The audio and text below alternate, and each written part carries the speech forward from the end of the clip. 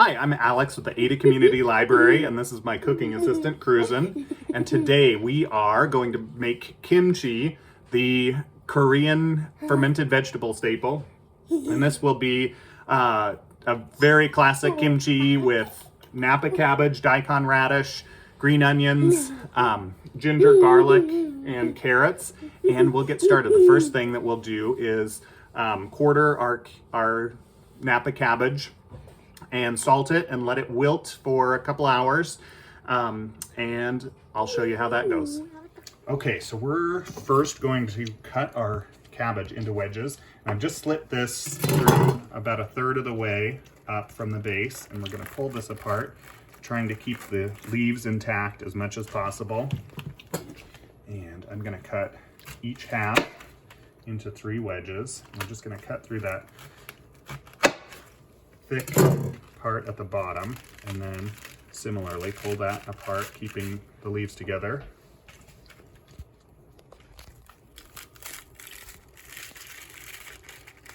Nicely done here.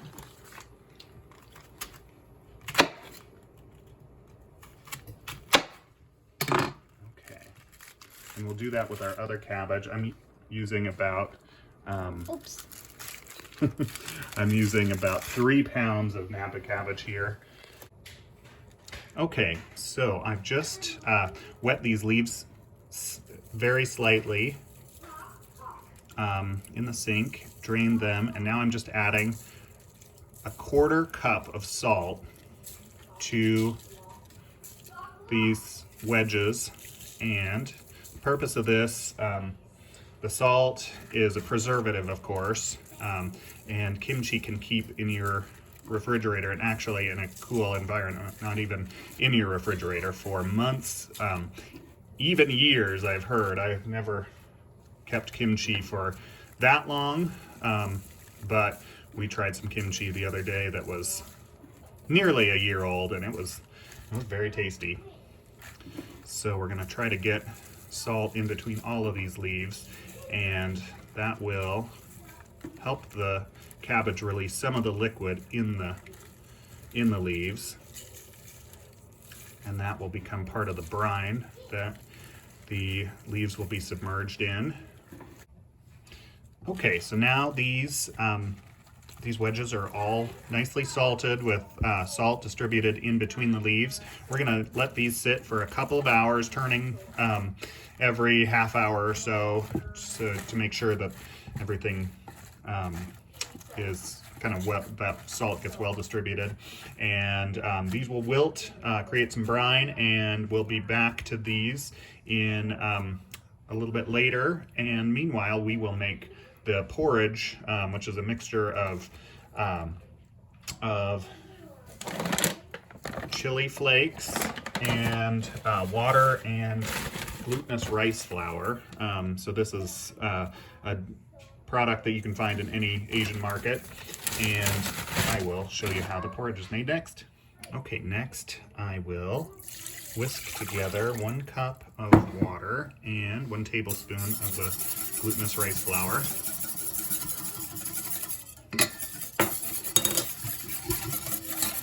And we'll put that on the stove top on a low burner, and bring that to a simmer, and that will simmer for about 10 minutes.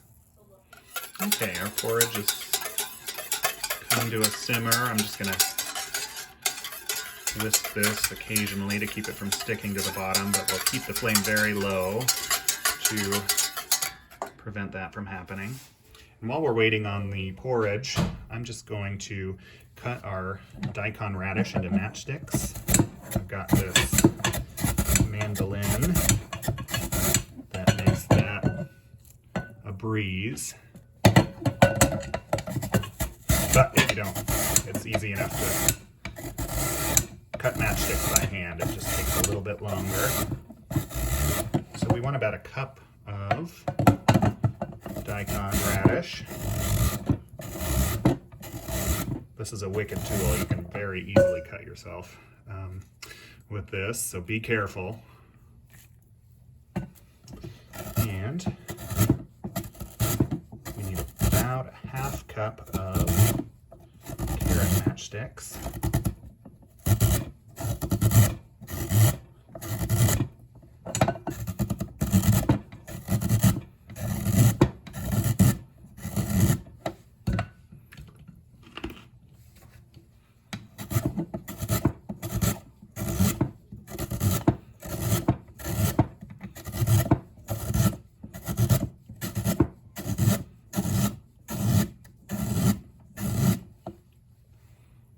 Okay, that looks great. We will thinly slice one bunch of green onions.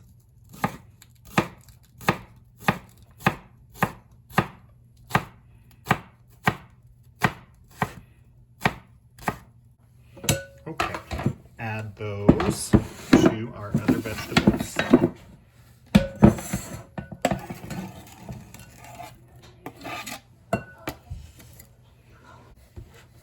Okay, now next we'll add some garlic.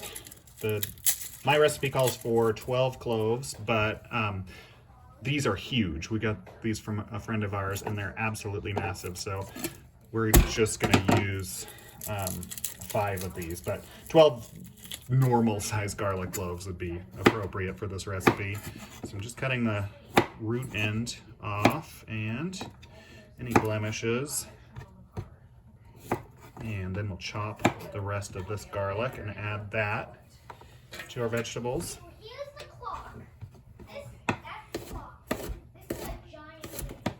And it doesn't have to be super finely minced. This is gonna mellow out considerably in the process of fermenting. So some significant chunks of garlic in your kimchis. Okay. Okay, our porridge has been simmering for about 10 minutes. We're gonna add 1 tablespoon of brown sugar, and we'll whisk that in, and cook for about a minute longer, and then we'll take that off the heat and let it cool to room temperature. Okay, so that is pretty well minced, and it actually calls for a 1/4 cup of garlic, so my 5 cloves were actually like twice as much as we actually needed. So that goes into the vegetable mixture. Okay, and I've got a little knob of ginger. We need a teaspoon of ginger. So that looks about right. And we'll mince that. Again, it doesn't have to be super finely minced. That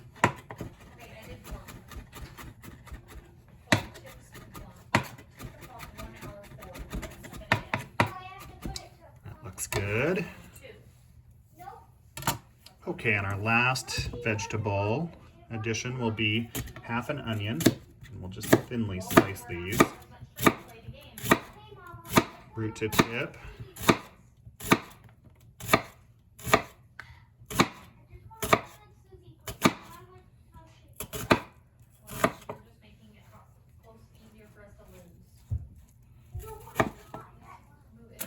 Okay, so those will go into our vegetables. Okay, and then I have added half a sliced onion, and that is the last of our vegetables. Okay, so here we've got our cooled porridge. I'm gonna add 1/4 cup of fish sauce.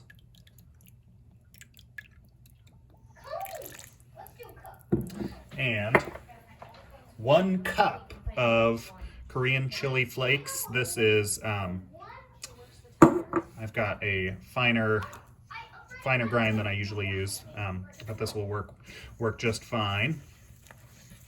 And that's something that you can also find in any Asian grocery store. It'll be either Korean chili flakes or gochugaru. And we'll mix that together, and then we will mix in our vegetables.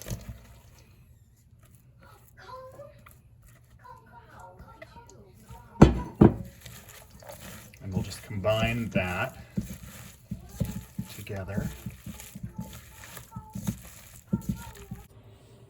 Okay, so now we have our vegetable and porridge mix, and our cabbage has wilted. You can see the leaves are limp, and I've rinsed these, and the next step is to add our vegetable mix, our porridge mixture, in between the leaves of our cabbage.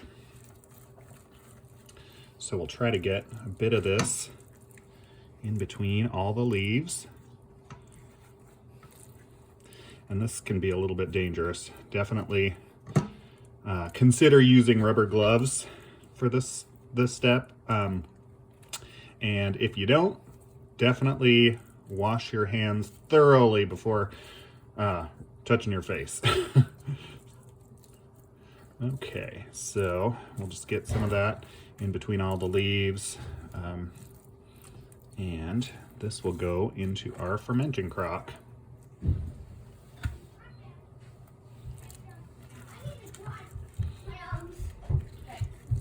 Do another one here. And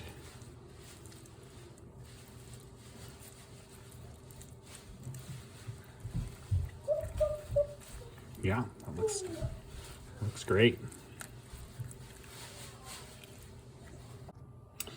Okay, I've got all of the cabbage wedges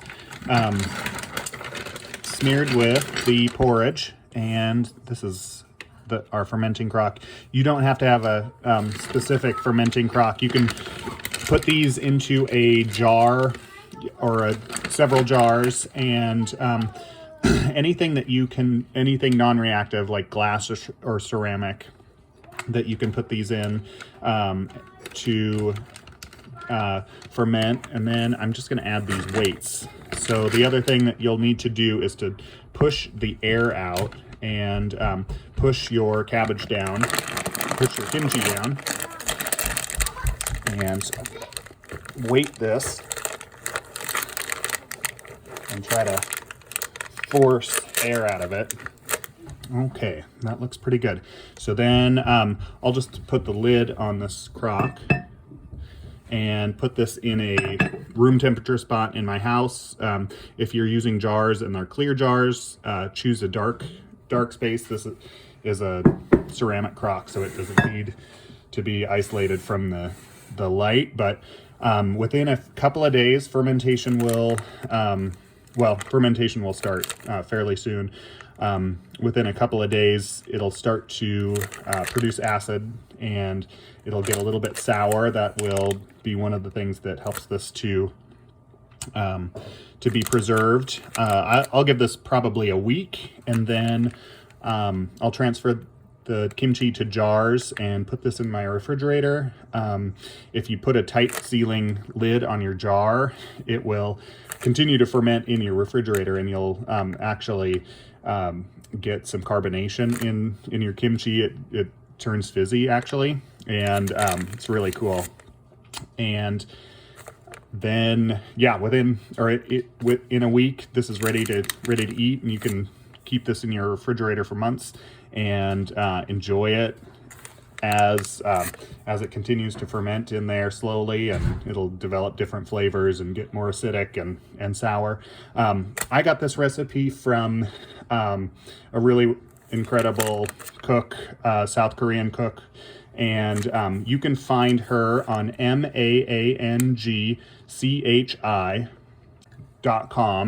and she is wonderful. You'll love her. She has tons and tons of great recipes. I hope you enjoyed this, and I hope you try this at home. Thanks. Bye.